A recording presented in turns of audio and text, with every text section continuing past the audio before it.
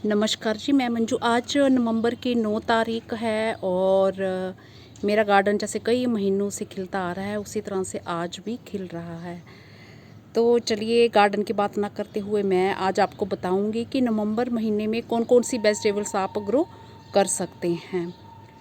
तो मेरे जहाँ जो अभी ग्रो की जाती हैं तो वो मैं लिस्ट बताऊंगी। और आज का जो अनुमानित टेम्परेचर है मेरे यहाँ वो मैक्सिमम 31 डिग्री और मिनिमम 14 डिग्री बताया गया है। तो जिन जगहों में इस तरह का टेम्परेचर रहता है तो वो फूल पौधे के सीड भी ग्रो कर सकते हैं। अभी इसी टाइम जो मैंने वो फ्लोक्स के कुछ सीड गमले में अभी डाले हैं और साथ में डेज़ी के मिक्स थे तो वो भी डेज़ी वैसे मैं ग्रो कर चुकी हूँ पर वो उसके भी मैंने डाल दिए हैं। तो सब्जियों के नाम जो जो मुझे याद हैं वो मैं आपको बताऊंगी और अगर कोई भूल से रह जाए बताए बिना तो वो आप खुद ग्रो कर सकते हैं और जान सकते हैं।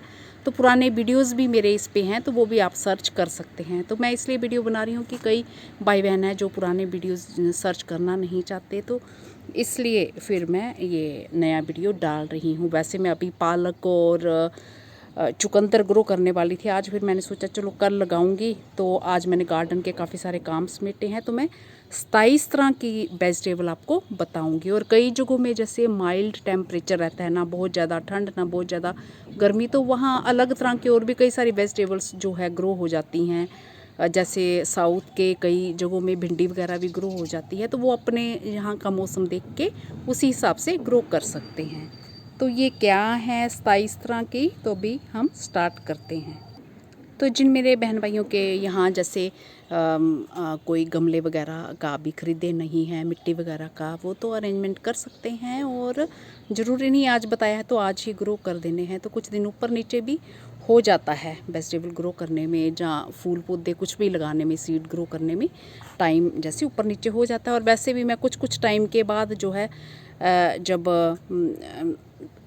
सीड जो ग्रो करने का टाइम चल रहा होता है, ये नहीं कि बहुत लंबे टाइम तक ग्रो नहीं करना, तो मैं कुछ ना कुछ जैसे ग्रो करती रहती हूँ। तो वो फिर लंबे टाइम तक गार्डन में उस तरह के जो हमारे चाहे वेजिटेबल हो चाहे हमारे फूल पौधे हों, ये सब बने रहते हैं।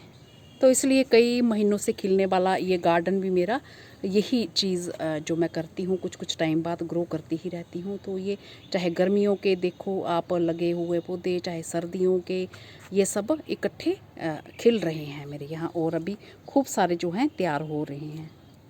तो चलिए, ये जो मैंने सरसों ग्रो की है, मैंने तो रेड कलर की थी और इसमें बीच बीच में ग्रीन कलर भी अपने आप ही आ जाता है, क्योंकि इसकी जो फैमिली से रिलेटेड और भी कई सारे प्लांट्स होते हैं। तो जब फूल खिलते हैं तो क्रॉस पोलिनेशन से कलर जो इनके चेंज हो जाते हैं, जैसे एक कलर के बजाय बीच में डबल आ जाता है, तो इस तरह से हो जाता है। तो इसके साथ साथ अब हम लिस्ट बताते हैं।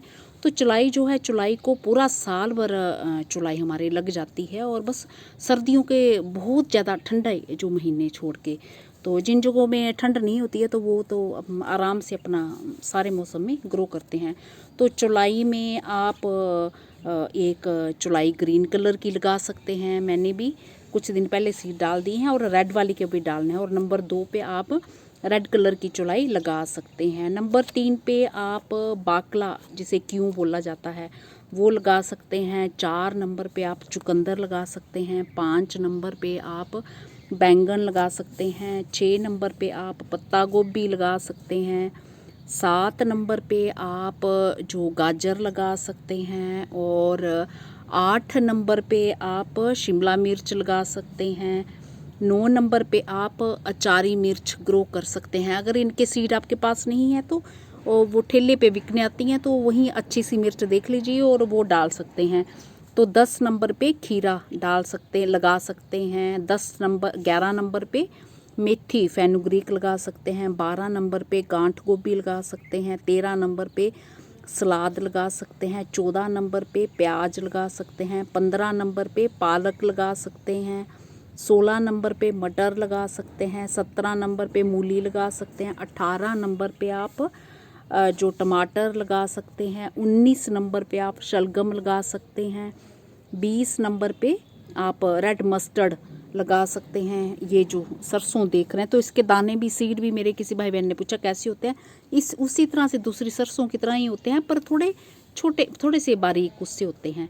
और 21 नंबर पे आप ग्रीन मस्टर्ड लगा सकते हैं, 22 नंबर पे आप बॉक चोई लगा सकते हैं, 23 नंबर पे आलू लगा सकते हैं, और 24 नंबर पे आप सेलरी, जो बने बनाए प्लांट्स अगर नर्सरी से मिल जाते हैं, मैंने अक्टूबर में ग्रो कर दी है, तो अक्टूबर में ग्रो किया जाता है, तो वो सेलरी के भी प्लांट्स आप लगा सकते हैं। और 25 नंबर पे लहसुन लगा सकते हैं, और 26 नंबर पे आप बथुआ, जिसे कि पिगवीट से नाम से भी जाना जाता है, तो बथुआ सर्दियों में खूब खाया जाता है, इसे लगा सकते हैं। और 27 नंबर पे आप रूमैक्स, जिसे हम फ्लावर्स के लिए भी मैं ग्रो करती हूँ, तो वो खाने में भी इस्तेमाल होता है वेजिटेबल के तौर पे भी, तो उसे भी आप ग्रो कर सकते हैं। तो ये 27 जो तरह के मुझे वेजिटेबल याद आई हैं, तो हो सकता है इनमें कई सारी मेरे से गलती से छूट गई हों, तो वो फिर आप खुद जो ध्यान में रख के लगा सकते हैं। तो ये जो रेड मस्टर्ड वगैरह हैं, तो इन्हें सैलड के तौर पे इस्तेमाल करते हैं, तो इन्हें आप ट्रांसप्लांट कर सकते हैं, छोटे छोटे पोट में एक पौधा कर सकते हैं, तो खूब सारे पत्ते बड़े बड़े आते हैं, और फिर इनका इस्तेमाल होता है। इस तरह से आप कर सकते हैं। तो मेरा ख्याल है ये लिस्ट आपको पसंद आई होगी, और जो मेरे बहन भाई इन वेजिटेबल्स को ग्रो करना चाहते हैं, जहाँ कुछ और भी नाम आपको याद आएँ, तो आप ग्रो कर सकते हैं। इसी के साथ नमस्ते जी, शुक्रिया। और जो भी फूल पौधों के सीड आप ग्रो करना चाहते हैं, कई सारे ऐसे होते हैं जो बहुत ही कम टाइम में जो जल्दी से फूल देना स्टार्ट कर देते हैं, तो ग्रोइंग सीज़न में कुछ कुछ दिनों बाद उनके सीड्स आप डालते रहिए। इसी के साथ नमस्ते जी।